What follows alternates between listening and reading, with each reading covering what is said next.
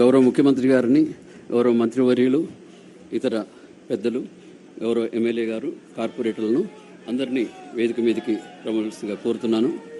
ఇక్కడ మన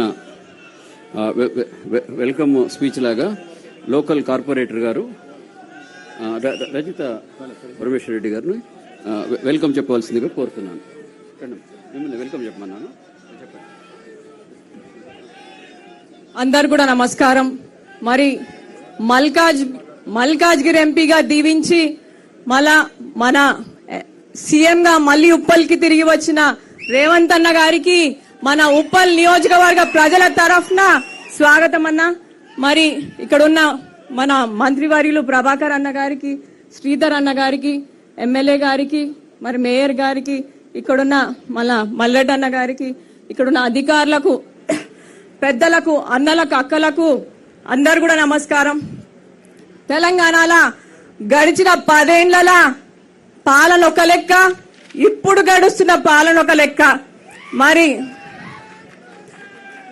మొన్న ప్రజాపాలనలో మొన్న ఎన్నికలప్పుడు మన హామీలు ఇచ్చిన మేరకు వచ్చిన 100 రోజుల్లో 6 గ్యారెంటీలు అమలు చేసుకుంటూ ముందుకు పోతున్న రేవంత్ అన్నకు ధన్యవాదాలు తెలియజేస్తున్నా. మరి మహిళలకు సంబంధించిన ఉచిత బస్ ప్రయాణమే గాని, ఉచిత విద్యుతే గాని, మరి గ్యాస్ సిలిండర్ 500కి పథకాలను ప్రారంభించిన రేవంత్ అన్నకు మహిళల తరఫున ధన్యవాదాలు తెలియజేస్తున్నా.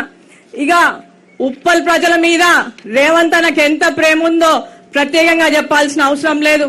మరి ఉప్పల్ నియోజకవర్గానికి రేవంత్ అన్న దాదాపు 10 కోట్ల నిధులు ఇచ్చిండ్రు. ఇక మనం వచ్చేటప్పుడు చూస్తున్నాం ఫ్లైఓవర్ పనులు ఎంత స్పీడ్ గా అవుతున్నాయో కూడా చూస్తున్నాం. ఇక మన ఉప్పల్లా ట్రాఫిక్ సమస్య చాలా తీవ్రంగా ఉంది. మరి ఆ సమస్య పరిష్కరించడానికి చౌరస్తాల అభివృద్ధి కోసం మరి రేవంత్ అన్న నిధులు ఇవ్వడం జరిగింది. అడగక ముందే అమ్మాయిన అన్నం పెట్టదంటారు, కానీ రేవంత్ అన్న ఉప్పల్ ప్రజలు అడగక ముందే నిధులు ఇచ్చిండ్రు. ఇక మరి అట్లనే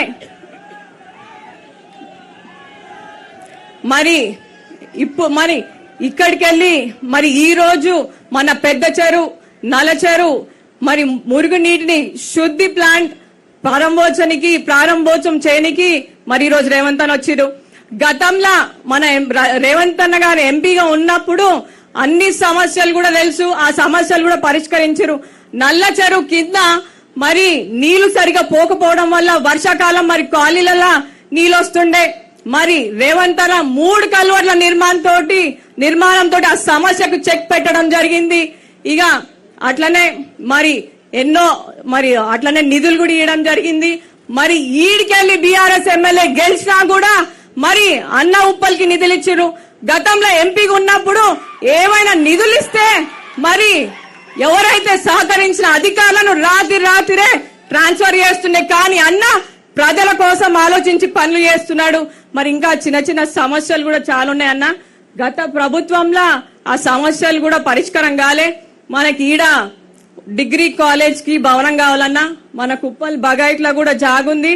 డిగ్రీ కాలేజ్ కి, జూనియర్ కాలేజ్ కి కనుక భవనం కట్టిస్తే అందరం కూడా ఎప్పటికీ జీవితాంతం గుర్తు చేసుకుంటామన్నా. అట్లనే మరి అక్కడి నుంచి మన కుషాయిగూడ వరకు, ఇటు గట్కేశ్వర్ వరకు మెట్రో నిర్మాణం కూడా అవసరం ఉందన్న. మరి ఇవన్నీ కూడా చేస్తారని కోరుకుంటూ మరొకసారి ఇక్కడున్న పెద్దలైన రేవంత్ అన్న గారికి, ఇక్కడున్న మంత్రివర్యులకు, పెద్దలకు అందరు కూడా మరొకసారి నమస్కారం.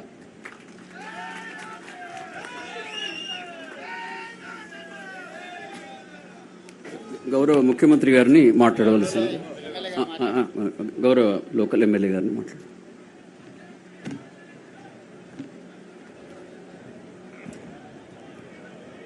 సీఎం రేవంత్ రెడ్డి సార్ గారికి, అలాగనే వచ్చిన మంత్రులకి, మా మేయర్ గారికి, ఎమ్మెల్యేలకి, ఎమ్మెల్సీలకి, అలాగే వేదిక మీద ఉన్న పెద్దలు మీ అందరికి కూడా నమస్కారం. ముఖ్యంగా ఈరోజు రేవంత్ రెడ్డి అన్న వచ్చి ఎస్టీపీ ప్లాంట్ ఓపెన్ చేస్తున్నందుకు థ్యాంక్ యూ అన్న. మెయిన్ ముఖ్యంగా మా కాన్స్టిట్యున్సీలో మేజర్గా రోడ్స్ కానీ, డ్రైన్స్ కానీ, డ్రింకింగ్ వాటర్ చాలా ప్రాబ్లం ఉందన్న.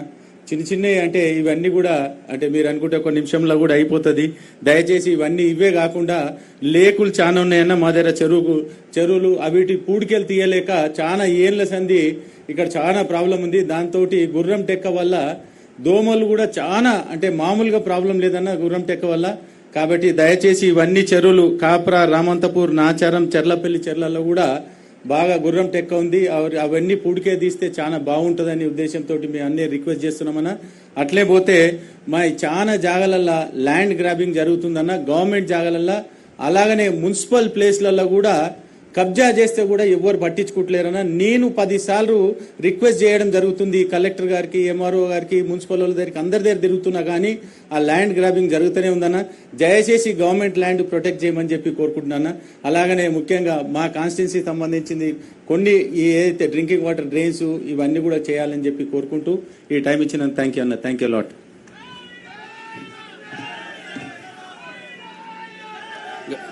గౌరవ ముఖ్యమంత్రి వర్యులను మాట్లాడవలసిందిగా కోరుతున్నాను.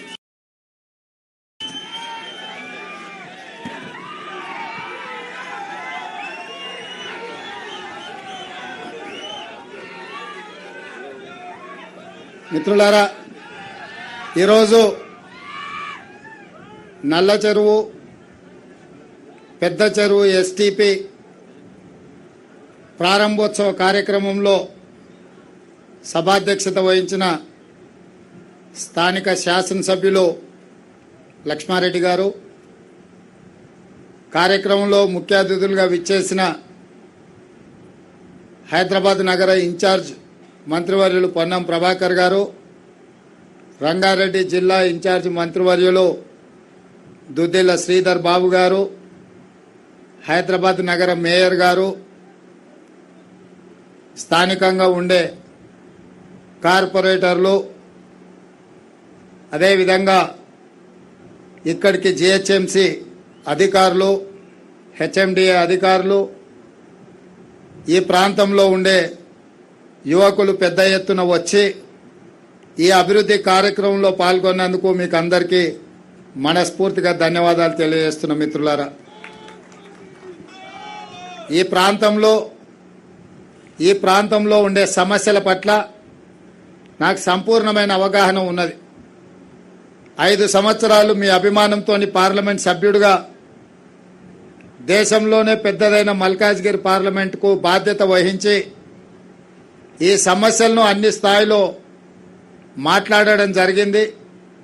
రోడ్ల విస్తరణ కావచ్చు, ఫ్లైఓవర్ బ్రిడ్జ్ కావచ్చు, ఉప్పల్ చౌరస్తా అభివృద్ధి కావచ్చు, ఉప్పల్ బగాయత్ కావచ్చు, మెట్రో రైలు కావచ్చు, మూసీలో ఉండే మురికి కావచ్చు, ఇక్కడ ఉండే దోమలు, కలుషితమైన నీళ్ల సమస్యలు కావచ్చు, బస్తీలలో పేదలకు ఉండే చాలా సమస్యలు నాకు తెలుసు.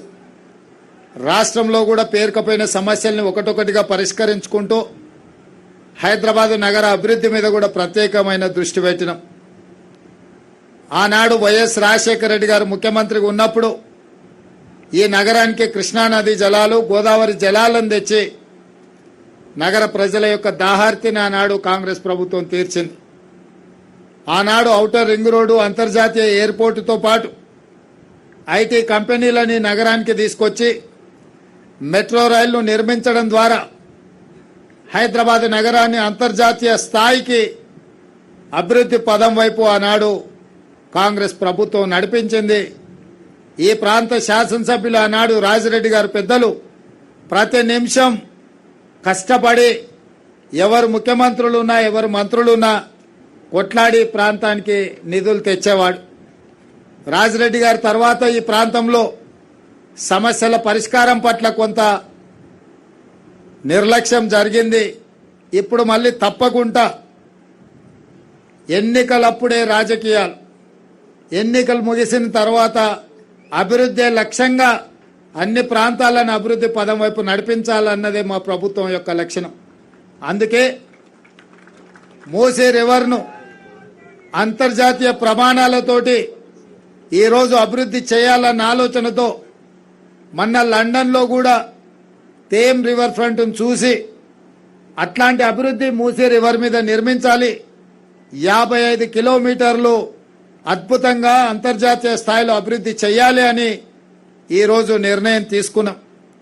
గతంలో రంగారెడ్డి జిల్లాలో మంత్రులుగా ఎమ్మెల్యేలకు పనిచేసిన మిత్రులు మహేందర్ రెడ్డి గారు, మల్రెడ్డి రంగారెడ్డి గారు కూడా ఇక్కడ ఉన్నారు. ఆనాడు నగర విస్తరణ, నగర అభివృద్ధి ఆ రోజు వాళ్ళు ఉన్నప్పుడు కొంత జరిగింది. ఇప్పుడు వేగంగా వివిధ ప్రాంతాల నుంచి ఉద్యోగ ఉపాధి కోసం హైదరాబాద్ నగరానికి వస్తున్నారు. ఎంత ఇన్ఫ్రాస్ట్రక్చర్ ఏర్పాటు చేసినా అది సరిపోవడం లేదు.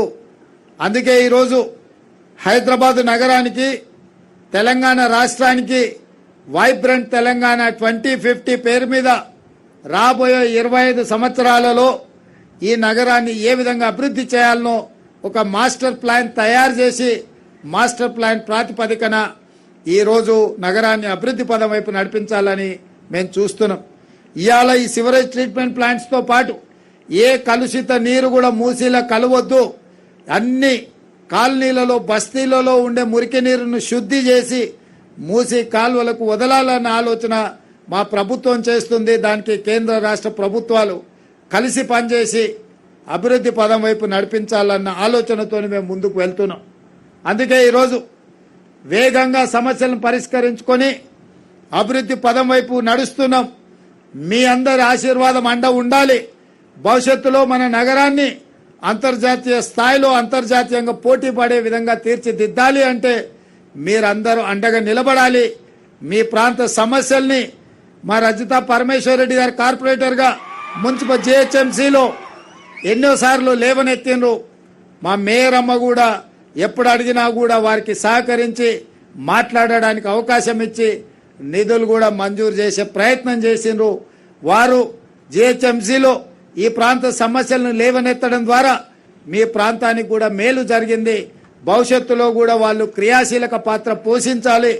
రాష్ట్ర స్థాయిలో నేను ఉన్నాను కాబట్టి ఏ నిధులు అవసరమైనా ఈ ప్రాంత అభివృద్ధికి అన్ని రకాలుగా అండగా నిలబడి ఈ ప్రాంతాన్ని అభివృద్ధి చేస్తానని తెలియజేస్తూ ఇప్పటి వరకు స్థానిక శాసనసభ్యులు లక్ష్మారెడ్డి గారు చెరువుల విషయం చెప్పిండ్రు. మా అధికారులకు నేను ఆదేశాలు ఇస్తున్నా, వారి నుంచి రాతపూర్వకంగా ఏ చెరువులు ఆక్రమణకు గురవుతున్నాయో అక్కడ మొత్తము మట్టి నిండుకపోయిందో, గుర్రపు డెక్క వచ్చిందో తక్షణమే ప్రత్యేక కార్యాచరణతో వాటి అన్నిటి మీద కూడా చర్యలు చేపట్టాలి. అదేవిధంగా ప్రభుత్వ స్థలాలు కబ్జాల విషయంలో మీకు తెలిసి మధ్యలో ఉక్కు పాదంతో అంచివేస్తున్నాం అక్రమ నిర్మాణాలు. కానీ ప్రభుత్వ భూములు ఎవరు కబ్జా పెట్టుకున్నా వాటిని కూడా అధికారులు వారితో వివరాలు తీసుకొని కబ్జాదారులను ఎవరినైనా ఉపేక్షించేది లేదు. చెరువులను కూడా సుందరీకరించడంతో పాటు పేరుకపోయిన గుర్రపు డెక్కను కూడా తొలగించాల్సిందిగా మా హెచ్ఎండిఏ అధికారులకు, జిహెచ్ఎంసీ అధికారులకు స్పష్టమైన ఆదేశాలు ఇస్తున్న సమస్యలు ఏ ఉన్నా నా దృష్టికి తీసుకురండి. వాటిని పరిష్కరించే విధంగా మన ప్రభుత్వం పనిచేస్తుంది. ఇది ప్రజా ప్రభుత్వం, ప్రజా పాలన అందిస్తాం. 6 గ్యారెంటీలను అమలు చేయడం ద్వారా పేదలను ఆదుకునే పని మన ప్రభుత్వం చేస్తుంది అని తెలియజేస్తూ మీ అందరి దగ్గర సెలవు తీసుకుంటున్న మిత్రులారా, ధన్యవాదాలు మిత్రులారా.